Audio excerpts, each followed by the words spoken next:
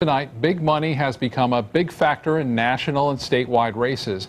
Now it appears that the local state attorney's race could come down to influence from one very rich man, very upset over a single case. They say the man who founded the 1-800-ASK-GARY referral service did not get the justice he wanted. So now he's trying to get a new state attorney elected. ABC 7's John McQuiston is here with that story. John? State Attorney Earl Moreland will retire at the end of his term. He wants his longtime chief assistant, Ed Brodsky, to replace him.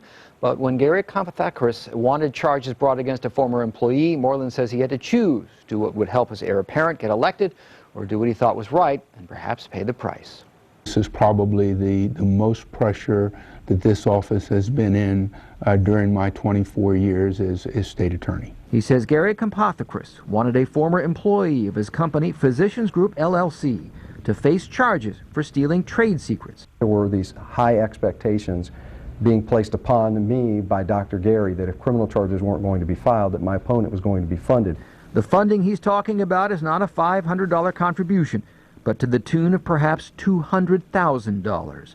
Early in the race, Kampathakris supported Brodsky. The easy thing for the state attorney to do for the sake of his heir apparent? File the charges. We looked at this case very closely over a long period of time. The criminal charges just weren't there. We weren't going to play politics with it. We didn't play politics with it. Now, signs promoting Peter Lombardo, decorated Physicians Group office in Sarasota.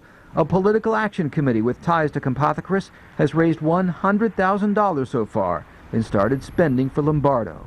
I have no information as to it. Nobody from the PAC has contacted me. Lombardo says he may have met Dr. Gary in his 25 years as a Bradenton attorney, but doesn't know who's behind the PAC that's behind him. That is a distraction that Ed Brodsky is trying to sway the voters. But the man both Lombardo and Brodsky want to succeed say it's someone else's attempt to sway voters after failing to sway him that bothers him. I think it's completely wrong to use political pressure in a criminal case. We treated this case just like we would any other case. I think we made the right decision.